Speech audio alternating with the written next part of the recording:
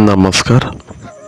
ଏହି ଭିଡ଼ିଓରେ ଆମେ औद्योगिकरण पाठर प्रश्नोत्तर आलोचना करिबु।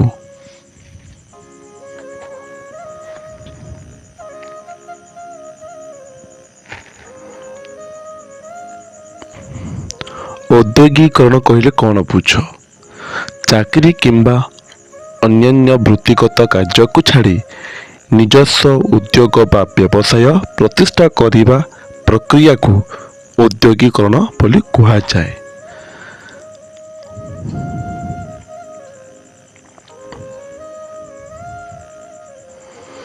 औद्योगिकरण देशर सामूहिक विकास रे किपरि सहायक होइथाय?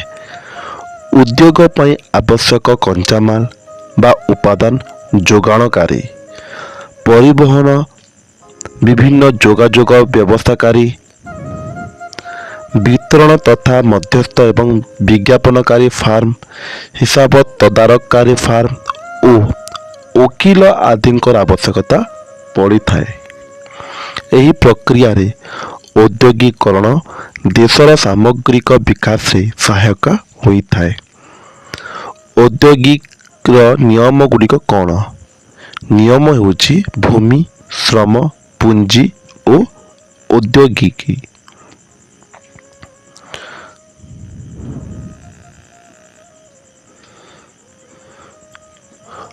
औपचारिक भावे औद्योगिर संज्ञा कौन? औपचारिक भावे औद्योगिर संज्ञा होछि एक निर्दिष्ट दर रे उत्पादनर माध्यम को किणी भविष्यत रे उत्पादित अनिश्चित दर रे बिक्री करुथिबा व्यक्ति विशेष। औद्योगिक दक्षता कहिले कौन बुझाए? औद्योगिक दक्षता कहिले व्यक्तिर ज्ञान, वैषयिक कौशल, अनेक गुड़िए मनस्तात्विक विशेषता यथा अंतर्दृष्टि, उत्साह और प्रेरणा और सु अभ्यास आदि समाहार को बुझाई थाए।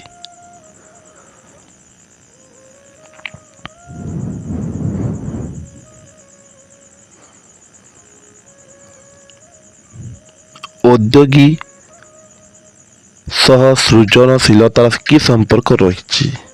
कौनसी व्यवसाय उद्योग क्षेत्र रे सृजनशीलता खर्च काट अथवा आय वृद्धि रे सहायक होइथाय।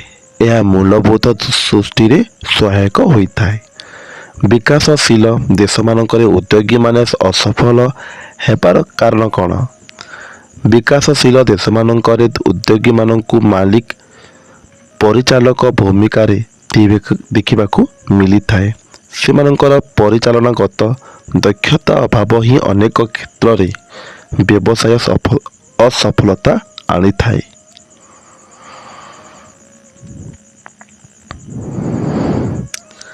ग्रामीण शिल्प और क्षुद्र व्यवसाय कहीं गुरुत्वपूर्ण?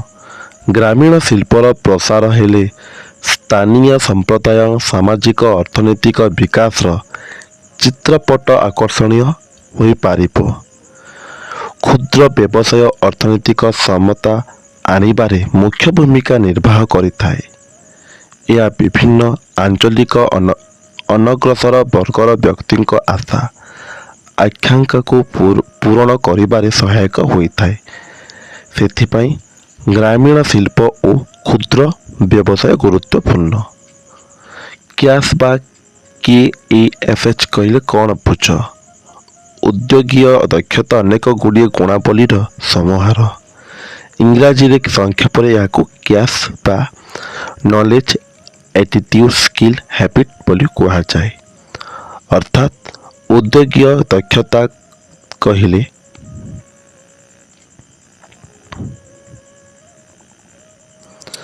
व्यक्तिर ज्ञान, वैषयिक कौशल, अनेक गुड़िए मनस्तात्विक विशेषता, अंतर्दृष्टि, उत्साह और प्रेरणा और सु अभ्यास आदि समारोह को बुझाई थाए। पूंजीवाद अर्थनीति रे उद्योग विकास पाई परिस्थिति कहीं अनुकूल रही थाए। पूंजीवादी अर्थनीति रे व्यक्तिगत उद्यम को गुरुत्व दिया जाउथिबारु ଉଦ୍ୟୋଗ ବିକାଶ ପାଇଁ ପରିସ୍ଥିତି ଅନୁକୂଳ ରହିଥାଏ। ଏହି ଅର୍ଥନୀତିରେ ବ୍ୟକ୍ତିଗତ ଆୟ ଉପରେ କମ୍ କର ନିର୍ଦ୍ଧାରଣ, କମ୍ ସୁଧ ହାର ତଥା ମଧ୍ୟମ ଧରଣର ମୁଦ୍ରାସ୍ଫୀତି ଉଦ୍ୟୋଗୀକରଣକୁ ଉତ୍ସାହ ଦେଇଥାଏ। 2 ନମ୍ବର ସଂକ୍ଷିପ୍ତ ଟିପ୍ପଣୀ ଲେଖ ଆସିଛି।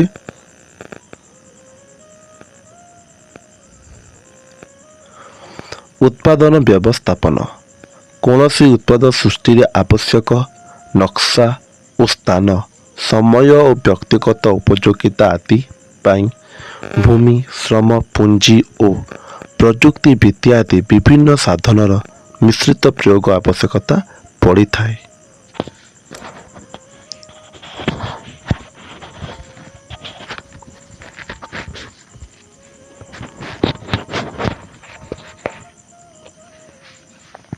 ଏକ ବିକଶିତ ଅର୍ଥବ୍ୟବସ୍ଥାରେ କେବଳ ଅର୍ଥ ଗ୍ରହଣକାରୀ ସଂସ୍ଥାଙ୍କ ବିଶ୍ୱାସ ଭାଜନ ହୋଇପାରିଲେ ଜଣେ ଉଦ୍ୟୋଗୀ ଉପଲବ୍ଧ ଅର୍ଥର ଆବଶ୍ୟକତା କଞ୍ଚାମାଲ, ଯନ୍ତ୍ରପାତି, ଅନ୍ୟାନ୍ୟ ସାଧନ, ବିଦ୍ୟୁତ୍ ଓ ପାଣି ଭଳି ଉପଯୋଗୀ ଆବଶ୍ୟକତା ଏବଂ ବୈଷୟିକ ଜ୍ଞାନକୌଶଳ ପାଇଁ ବ୍ୟବସ୍ଥା କରିପାରିବ। ଉତ୍ତମ ଉତ୍ପାଦନ ସାଂଗଠନିକ ଦକ୍ଷତା ପାଇଁ ଜଣେ ଉଦ୍ୟୋଗୀକୁ ଆବଶ୍ୟକ ସମ୍ବଳଗୁଡ଼ିକର ଉତ୍ସ ଓ ଉପଲବ୍ଧତା ଏବଂ ସେଗୁଡ଼ିକ ସମ୍ବନ୍ଧରେ ଜ୍ଞାନର ଆବଶ୍ୟକତା ରହିଛି। ଉତ୍ପାଦନ ବ୍ୟବସ୍ଥାପନରେ ଉତ୍ପାଦନ ଏବଂ ଏହାର ବଜାର ସୃଷ୍ଟି ପାଇଁ କାମ ମଧ୍ୟ ଅନ୍ତର୍ଭୁକ୍ତ।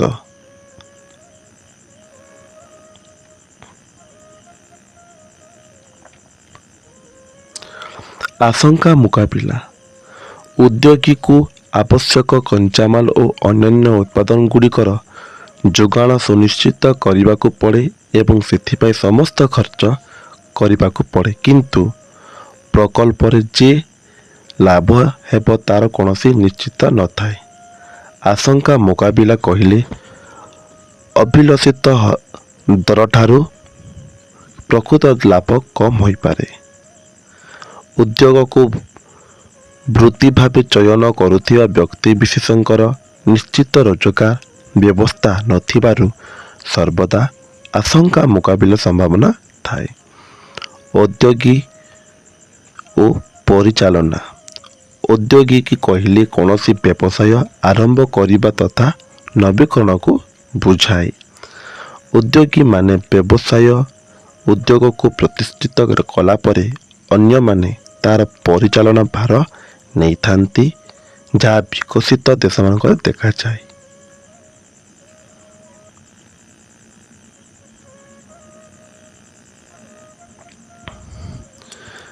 ବିକାଶଶୀଳ ଦେଶମାନଙ୍କରେ ମାଲିକ ପରିଚାଳକ ଭୂମିକାରେ ଦେଖିବାକୁ ମିଳିଥାଏ, ମାତ୍ର ସେମାନଙ୍କର ପରିଚାଳନାଗତ ଦକ୍ଷତା ଅଭାବ ହିଁ ଅନେକ କ୍ଷେତ୍ରରେ ବ୍ୟବସାୟର ଅସଫଳତା ଆଣିଥାଏ। ଉଦ୍ୟୋଗୀର ପରିଚାଳନା ସାମର୍ଥ୍ୟ ଥିଲେ ହିଁ ପ୍ରକଳ୍ପ ସଫଳତା ସ୍ୱାଦ ଚାଖିପାରିବ।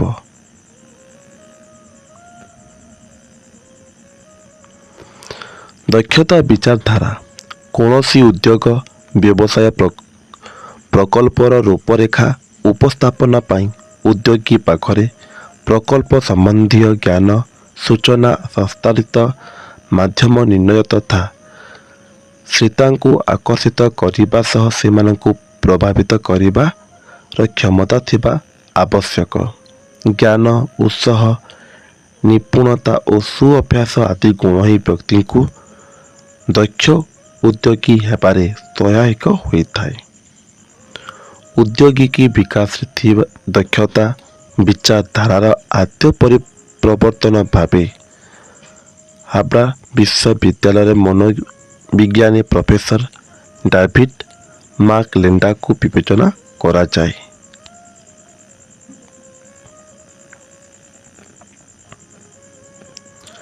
ସାଫଲ୍ୟ ପ୍ରୟୋଜନିତା କିଛି କଷ୍ଟସାଧ୍ୟ କାର୍ଯ୍ୟକୁ କରି ଦେଖାଇବାର ଇଚ୍ଛାକୁ ସାଫଲ୍ୟ ଅଭିଳାଷା ବା ସାଫଲ୍ୟ ପ୍ରୟୋଜନିତା ବୋଲି କୁହାଯାଏ।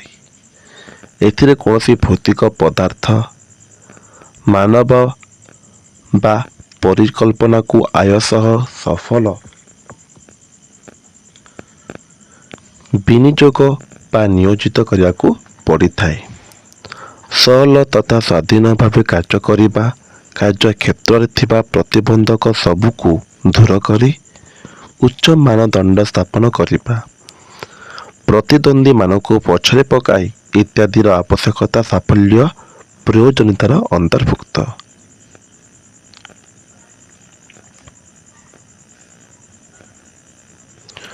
ଉଦ୍ୟୋଗୀ ଓ ଉଦ୍ୟୋଗ ମଧ୍ୟରେ ପାର୍ଥକ୍ୟ ଲେଖ। ଉଦ୍ୟୋଗ ବ୍ୟବସାୟ ଓ ଉଦ୍ୟୋଗୀକରଣ ପ୍ରକ୍ରିୟାର ପରିମାଣାତ୍ମକ ଏକକକୁ ଉଦ୍ୟୋଗ ବୋଲି କୁହାଯାଏ।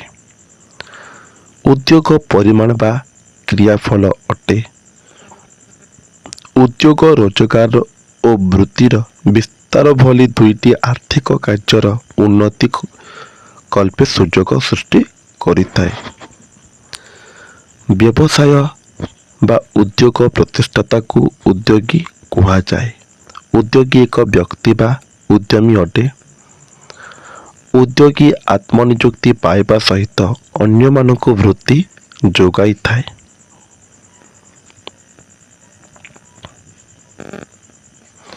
ଉଦ୍ୟୋଗିକି ପରିଚାଳନା।